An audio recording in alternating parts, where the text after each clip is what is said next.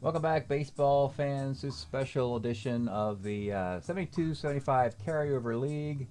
This is going to be a playoff preview and the awards for the end of the regular season and postseason tournament.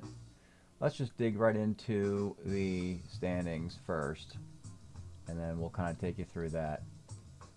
We'll start in the American League. American League, number one seed is the Oakland A's out west. They'll have a bye, 23-8. They'll have to wait to see who wins in the wild card round, along with the number two seed Chicago White Sox. They both have byes. They don't play in the wild card round. The Red Sox won the East, have the number three seed, and the Tigers win the North, have the four seed. The Red Sox will host the number six seeded surprise, you could say, Texas Rangers out west, who got in the final part of the tournament by beating Baltimore. And the Tigers, for the third time, will face the Expos. They faced them before the All-Star break in a best of seven. Tigers won a game seven. They faced them in the postseason tournament. Tigers won a game seven. Possible that these two teams might play 19 games against each other, which is ridiculous when you consider the small amount of games we play all together. That's the American League playoff schedule. National League, Giants got the number one seed, 22-12, setting up a potential Bay Area World Series, Oakland, San Francisco, Earthquake Series maybe.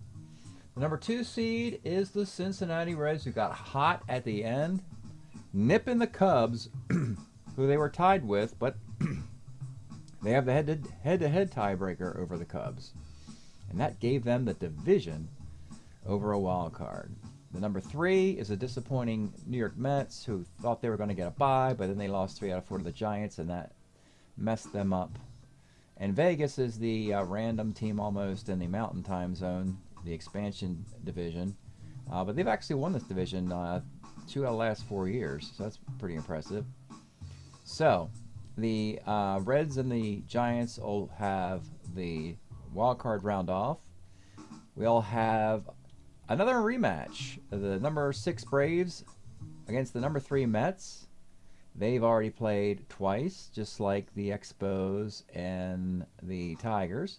And then another rematch. It's going to be the Cubs at Vegas. So if you watch the postseason tournament, the whole reason the Cubs didn't win their division is because they lost 3 out of 5 to Las Vegas. And they get a rematch, but this time Vegas has home field, and again, it's a best of 5. Vegas won 3 of the first 5 games in that series. If that happens again, the series is over and the Cubs are done. So that's what those two teams are going for. All right, let's take a look at just general team stats. The Pirates, unfortunately, they lead the league in hitting, probably the league in home runs and RBI, and they missed the playoffs by getting knocked out at the end by the Atlanta Braves, losing 3 out of 4 to the Braves. And their bitter rival Reds end up taking the division. Statistically, they're almost identical. Yet one team's the number 2 seed of the National League, and the other team is stunningly not in the playoffs. That's okay. The Reds weren't in the playoffs last year. That's how it gets contentious when you have a third team in their division doing well. The A's, the Rangers, Kansas City faded. They were at 290, and their offensive-laden team could not get them into the playoffs. At the bottom, the Orioles, just dreadful 1972 performance for them. The Giants, somehow the number 1 seed in the National League, a ton of home runs, but a low batting average, and a lot of walks. So they're doing it with homers and walks to get their runs. And you're seeing some of the failures. The New York Yankees that were bad this year. Here's another American League East team, the Red Sox, who won that division. But it shows you that the American League was not very good this year. By ERA now, Las Vegas, the team in the desert, who has the best defense in the sport. Maybe that has something to do with their earned run average. So they have the best ERA. And look, folks, there's your Boston Red Sox doing it with great starting pitching. Don't be surprised if they make a run all the way to the World Series or League Championship. And they're the Giants, doing it with pitching and the home runs. Cleveland wasted a brilliant pitching staff. And the Blue Jays can't be a Cinderella a second year in a row. There's Oakland in the top 7. But the thing with the A's is a lot of times they're winning games by a decent margin, so a lot of their opponents get garbage runs late. So that's the problem, I guess, with the A's earned run average. At the bottom of the pitching, yep, Florida Marlins, Colorado Rockies, Portland Rosebuds, expansion teams, Seattle Mariners, along with the really dismal California Angels, who actually pride their team on pitching, but not in this version. All right, let's get up to the individual stat leaders, starting in the American League. Ed Kranepool wins the batting title in the American League for the Blue Jays, the most recent New York Met to head north to take off for the Great White North. 388, no home runs, 24 RBI. Bizarre numbers for a first baseman. But look at the second guy, Mike Hegan, Oakland's first baseman. He also didn't hit a home run. They both have power and home runs on their cards. They just didn't hit one this year. Tony Oliva, a good year for DH. The leading home runs in the American League is going to be down a bit. Here he is, Willie Horton, 15 dingers, and his 38 RBIs might be one short of Amos Otis. I think he had 38. Leading in stolen bases, I think it's going to be Mickey Rivers. Yeah, Mickey Rivers. But the MVP, and this was, I thought long about this. Originally, I was just going to give it to Reggie Jackson because he's on the best team in the sport. And Reggie really had a great year. Here it is. A 305 average, 5 homers, 24 RBIs, 10 stolen bases, and great defense. But statistically, Oakland just didn't play enough games because they were routing their opponents a lot of the time, so they didn't accumulate big eye-popping stats. So some of the other, Willie Horton, who you saw leading the league in homers, I thought about him, but his Tigers didn't do that much this year, barely made the playoffs. I thought about those Kansas City hitters, but they kind of cancel each other out. Brett, Piniella, Mayberry. There's another guy. The guy I gave the award to, the most valuable player in the American League, I gave it to Jeff Burroughs. And the thinking was that he was the American League MVP in 1974 with the Rangers when Oakland was winning a World Series. So the fact that you can do that in MLB made sense because Burroughs is a big reason why the Texas Rangers are in the playoffs this year. So he probably has more value getting the MVP here than he does in traditional Major League Baseball. Rookie of the Year is kind of disappointing in the American League. There's really only 2 guys doing much. One was Ron LaFleur.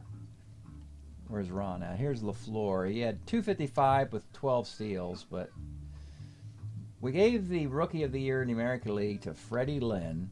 1975 Freddie Lynn. Again, another repeat of history. But he only hit 286. Only. That's great for a rookie, but just he didn't hit a homer, 7 RBIs. Those numbers are bad. But much like Burroughs, Fred Lynn's in the playoffs. And so that's one of the reasons I gave him that award. The pitching for the American League, really just 2 awards, and they went to guys who were kind of obvious. Catfish Hunter's your Cy Young winner because he went 10-0. 10-0 in 80 innings. Just 80 innings. If he pitches 240 innings, he could win 30 games. 3.12 ERA. Again, they get runs in garbage time against Oakland. So the stats aren't going to be eye-popping, but wins are wins. And the Fireman of the Year and the Cy Young runner-up, you could say, is Goose Gossage. 32 innings, which leads all relief pitchers in innings pitched. So he's like a long man / closer simultaneously. Just an incredible year. 2-0, 8 saves, 84-cent earned run average. And those are your American League awards. National League Awards batting title, Tommy Davis, Las Vegas. You see me tell you they won that division, knocking the Cubs around. Well, Tommy Davis is a big reason why. Always could hit for high average. He gets past Roberto Clemente and also Al Oliver, who slumped, which really hurt the Pirates' chances down the stretch there. Johnny Bench is a runner-up for the MVP. Was going to give him the MVP. It seemed like he should have won it. 329, 12, and 37. But I stuck to my original projection based on how the season was going until the Pirates got knocked out, and it's Willie Stargell. I'm giving Willie Stargell the MVP. It's kind of bittersweet because last year he wins the World Series and he hits 211. Maybe it's MVP / comeback player of the year, but 16 homers and 52 RBIs leads all of baseball. So he leads both leagues in 2 categories. He is the MVP of the National League. Your National League Rookie of the Year, and when I say Rookie of the Year, it's the first time a card comes into the league. George Foster had been in baseball in the early 70s, but we didn't have his card in use until this past season when we elevated the 1975 card. And in a part of 4 outfielders, Rose, Geronimo, Bobby Tolan, and Foster, it's hard to get at-bats. But he got 107 of them and 5 home runs and a 346 average. He's your Rookie of the Year in the National League. And homers and RBIs of Stargell. Stolen bases. There wasn't really a phenom that I can think of. Bobby Tolan at 14. Oh, we have Lou Brock. I hope he has an area. No, Joe Morgan. Joe Morgan at 223. That's right. With a 75 card, it's 327. So he hit 100 points. The Reds have the number 2 seed in the National League. Pete Rose, 338 cards hitting 264. Joe Morgan's 327 cards hitting 223. They're the number 2 seed in the National League. Imagine if they just get hot. 23 stolen bases because he walks so much. Is Lou Brock around here somewhere? I don't know. We'll skip it. I think he had 18 steals somewhere. Anyway, and let's do the pitching awards. I gave the Cy Young for the 2nd year in a row to another 10-game winner, Steve Carlton, because his stats were simply better than last year when he won the Cy Young Award. Honorable mention has to go to Don Sutton, who led the league in earned run average in 88 innings, but it was 3-6, and the Dodgers were shut out at least 3 times when he was on the mound. Poor Don Sutton just did not get any support at all from his team. Notable in this list, Jim Lonborg for a playoff Las Vegas team.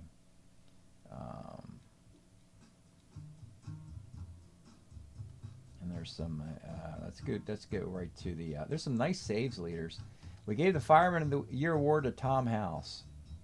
A 2.05 ERA and 12 saves for the Atlanta Braves, who knocked the Pirates out of the playoffs and got Atlanta, who was at one time, they were 300-500, but they rallied at the end to get a playoff spot. McGraw had 10 saves with a 386 earned run average. Mangori of Houston also a dozen saves, 270. 10 saves for Max Leon. Vegas's closer, by the way. 10 saves, 61-cent earned run average. So you can see how Las Vegas, you saw Tommy Davis leading the league in hitting, you saw Jim Lonborg, a Cy Young candidate, and you got a fireman candidate. All 3 of those players are, I don't even know if they even made all-star games. I guess Jim Lonborg made an all-star game, maybe Tommy Davis, certainly not Max Leon. And that's a look at the stats. We'll look at, I want to look at the pitching rotations in a minute, but I also want to go back to the setup for the league. Part 1, the regular season before the All-Star break. We expect to play 432 games. We played 451, which is an increase of 4%. Race for the pennant tournament, we expect to play 120 games. We played 139 games. Total of 590 games played. We expect to play between 560 and 600. So that's a 15.8% increase over the previous year. means the league's getting more competitive. Accumulating games played is a big stat for me. The more games I play, I feel the more fair the league is. So that takes us to the playoffs. And here's the format. It's pretty simple. Wild card round's a best of 5, 6 and 3, 5 and 4. Divisional round is a best of 7 with the teams with byes getting involved. But the format is like the NBA's 2 home, 2 away, and then 1 home, 1 away, 1 home. This is so that the team with a bye gets game 5 in their park. League Championship Series, World Series, traditional. Expect to play 660 games. Pitching rotations. We have, in our first series, it's going to be the Tigers and the Expos for the 3rd time. In game 1, it'll be Dave McNally versus Mickey Lolich. Tigers are just marching their rotation down. The Expos played a couple days ago, so Steve Ranko won't be available till game 4. Boston and Texas. Texas just got into the playoffs with David Clyde, the number 5, making a start. So they get to go back up top to their ace, Jim Bibby, if you want to call him that. None of their pitchers can pitch on 3 days rest. So in 5 games, they'll have 5 different pitchers. National League. Vegas and the Cubs. It's going to be a rematch of Lon Borg and Fergie Jenkins, Woody Fryman, Bert Hooton. The Mets are in good shape with Tom Seaver, Matlack Kuzman, and Atlanta, unfortunately, lost a day off because they needed to play 4 games against the Pirates, and they played on the day off for everybody else, so that with no day off, it means they go straight to Buzz Capra in game 1, and they have to go to their number 5 starter, which is Ron Schuler. He'll pitch game 2. Phil Necro in 3, George Stone in 4, and then back to Buzz Capra in game 5. 5 straight days of baseball in the wild card, no days off. I seem to have it in for wild card teams, and I seem to want to protect the teams with byes. That's just how I set up my league. Major League Baseball doesn't do it that way. They coddle the wild card teams and screw over the 100-win squads, but hey, whatever sells tickets or TV. You get more televised baseball games that way, I suppose, but anyway. Well, that's it for a review. When we get back next, we'll have the Expos and Tigers. Thanks for checking us out, and we'll see you next time.